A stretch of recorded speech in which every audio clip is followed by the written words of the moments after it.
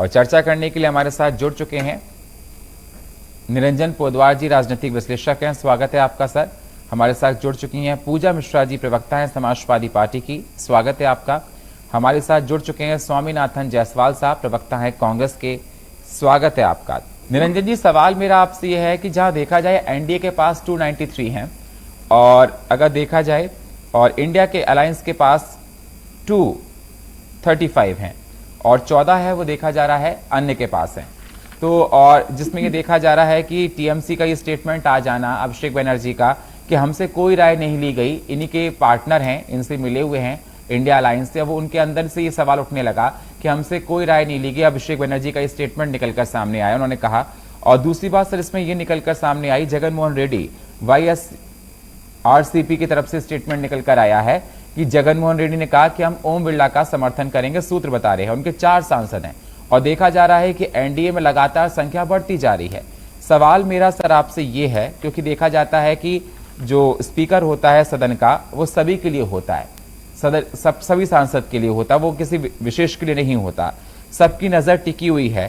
किस बहुमत के अगर तौर पर देखें तो ओम बिरला जीत सकते हैं, एनडीए के पास 293 और भी बाहरी पार्टी का सपोर्ट मिल रहा है।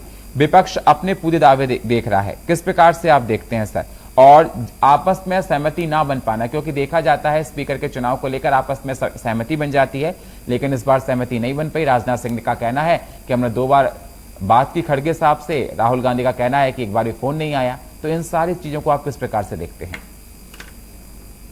देखिए सुनील जी, मैं इस बात को यहाँ से शुरू करता हूँ कि जिस तरीके से अभी भारतीय राजनीति का जो परिपेक्ष चल रहा है वो कहीं ना कहीं आप ये समझ लीजिए नया बड़ा वाला परिपेक्ष चल रहा है। और जिस तरीके से 2024 के लोकसभा चुनाव के जो परिणाम आए 4 जून के, और उसके बाद में जैसे एक समझ लीजिए इस तरीके से प्रचारित किया गया कि भारतीय जनता पार्टी जो सरकार बना रही है वो बहुत कमजोर बना रही है, या यूं कहें कि भारतीय जनता पार्टी चुनाव हार गई है। एक इस तरीके से प्रचार या इको सिस्टम ने इस तरीके का माहौल बनाने का प्रयास किया, जबकि अपोजिशन चुनाव जीत गया, यानी कि जनादेश अपोजिशन को मिला। तो आज की तारीख में जिस तरीके से अपोजिशन जो उनको संख्या बल हुआ है, चाहे 235 का हो, 236 का हो, मैं सभी को मिला करके बता रहा हूं, तो उसको लेकर के वो इतना उत्साहित है कि जैसे उनको ऐसा लग रहा है कि बहुत बड़ी अपार सफलता मिल गई, और उसको लेकर के वो एक ऐसा प्रदर्शन करने का प्रयास कर रहे हैं कि जैसे वो विनर कैंडिडेट हैं। तो कहीं ना कहीं आप ये समझ लीजिए जो ये स्पीकर का जो चुनाव है, ये भारतीय जनता पार्टी इसको सधे हुए कदमों से, यानी कि जो राजनीतिक टकराई है उस राजनीतिक टकराई को दिखाते हुए भारतीय जनता पार्टी ने कहीं ना कहीं, तो विशेषकर मैं कांग्रेस की बात कहूंगा, अपोजिशन को फंसा दिया। फंसा इसलिए मैं बोलता हूं कि जिस तरीके से इन चुनाव परिणामों के बाद में विपक्ष को एक धार मिली थी, यानी कि विपक्ष की जिस तरीके से 60-62 सीटों की संख्या बढ़ी थी और सबका सारा के सारे संगठित होकर के चुनाव लड़े थे और ये इंडिया गठबंधन बना था, तो ऐसा लगा था कि अब विपक्ष के पास एक बहुत बड़ी धार होती है, धार उत्पन्न हो गई है इनके अंदर। लेकिन वास्तविकता ये है सुनील जी कि धार इस चीज के ऊपर निर्भर करती है, धार और वार, यानी कि वार आप कहां पे कर रहे हैं। अगर आपके पास धारदार चीज है, लेकिन अगर आप उसको पत्थर पे वार करेंगे तो आपकी धार भी खुद पड़ जाएगी, आपकी धार बूटी हो जाएगी। तो मैं ये देख रहा हूं कि जो विपक्ष है वो कहीं ना कहीं अपने उत्साह के अंदर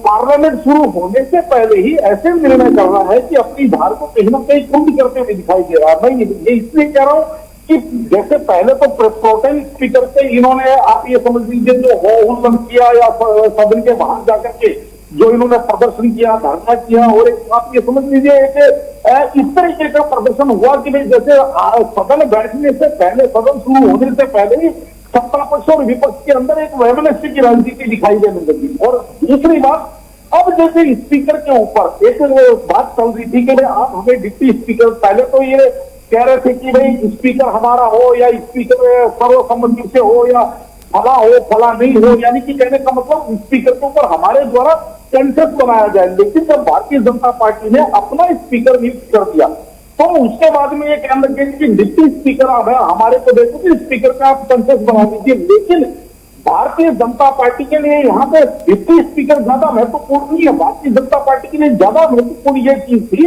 कि कि कहीं ना कहीं विपक्ष, आप ये समझ लीजिए, विपक्ष को ऐसे दोहराए पे लाके खड़ा कर दिया बीजेपी ने कि घोड़ा पड़े तो एक मजा और घोड़ा और सवार दोनों पड़े तो दो मजे। इस बात का अर्थ यह हुआ कि अगर विपक्ष मान लीजिए बिना शर्त भारतीय जनता पार्टी के स्पीकर को समर्थन करता है तो कहीं ना कहीं भारतीय जनता पार्टी का मोरल बूस्ट होता है।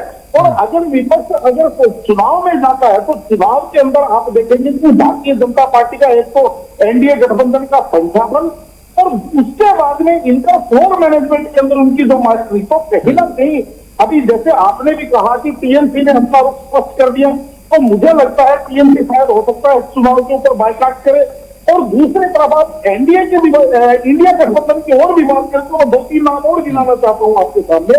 वाईएसआरसीपी का आपने उदाहरण दे दिया। आप देख रहे होंगे राजस्थान के अंदर जिस तरीके से इन्होंने एक भारत आदिवासी पार्टी होकर के बाप पार्टी के जो इन्होंने राजकुमार रोथ है उनकी एक अलग भाषा निकल के आ रही है। उसके अलावा जिस तरीके से चुनाव परिणामों के तत्काल बाद आरएलपी के जो हनुमान बेनीवाल है वो कांग्रेस से मुख्तलिफ राय रख रहे हैं, तो कहीं ना कहीं भारतीय जनता पार्टी अब अपने फ्लोर मैनेजमेंट के माध्यम से ये दिखाने की प्रयास करेगी कि आप मजबूत हो तो आप कितने मजबूत हो और हम कमजोर है तो कितने कमजोर है। और इससे और कुछ होगा या नहीं होगा, लेकिन जो विपक्ष को एक समझ लीजिए एक मोरल मिला था या विपक्ष को एक ऊर्जा मिली थी, कहीं ना कहीं उसके अंदर मोरल के अंदर डाउन होगा।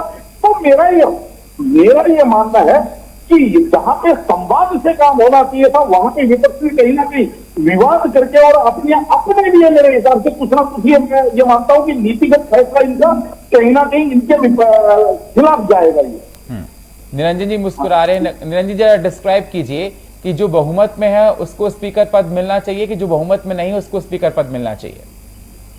सुनील जी, ऐसा है कि अगर मैं इसी मापदंड को मानूं तो ये कह रहे हैं कि अगर स्पीकर पूरे सदन का होता है, किसी एक दल का नहीं होता और वो विपक्ष को दे देना चाहिए, तो फिर मैं आपके मेरा एक जिज्ञासा है जो आपके सामने कि भाई प्रधानमंत्री भी तो पूरे देश का होता है। चुनाव होने के बाद में, सरकार बनने के बाद में प्रधानमंत्री भी पूरे देश का होता है। इसका मतलब प्रधानमंत्री का पद भी विपक्ष को दे देना चाहिए। तो कहने का तात्पर्य ऐसा नहीं होता है ना कि यानी कि जो राजनीति के अंदर क्या है, आप समझ लीजिए राजनीति में क्षय और मात का खेल है, राजनीति में घात और प्रतिघात का खेल है। अब इसके अंदर आपको ये देखना है कि आपकी उत्तम व्यवस्था कैसे हो सकती है। सीधी सी बात है, कहाँ पे आपको 2 कदम पीछे खींचना है और कहाँ पे आपको जिसको कहते हैं अटैक करना है। अब लेकिन अगर यहाँ पे आप अगर हर जगह अटैकिंग मोड पे रहेंगे तो मुझे ऐसा लग रहा है कि आपको जो आप कहीं ना कहीं उस धार को कुंड करवा लेंगे। ये बात मैं क्यों कह रहा हूँ, क्योंकि जिस तरीके से अब ये जिसको कहते हैं लोकसभा का जो सदन बैठने से पहले जो आपस में जो नूरा कुश्ती चल रही है, कहीं ना कहीं यही जाकर के अगर विपक्ष अपनी ऊर्जा को अगर खर्च कर देगा तो आप मुझे एक बात बताइए, जिस तरीके से इनको एक स्वर्णिम अवसर मिला था कि भाई 5 तारीख को सरकार बनते ही जम्मू के अंदर बहुत बड़ा आतंकवादी घटना हुई, उसके अलावा एक बहुत बड़ी रेल दुर्घटना बंगाल के अंदर हुई, उसके अलावा आपने देखा होगा नीट परीक्षा और ये यूजीसी नेट परीक्षा और ये जिस तरीके से जो लफड़े, इनके पास बहुत स्वर्णिम अवसर है कि इस टाइम सदे हुए कदमों से ये सदन के अंदर जाते हैं और जाने के बाद भी सरकार को इन मुद्दों के ऊपर जाकर के घेरते, पूरा का पूरा देश पूरा का पूरा प्रभावित,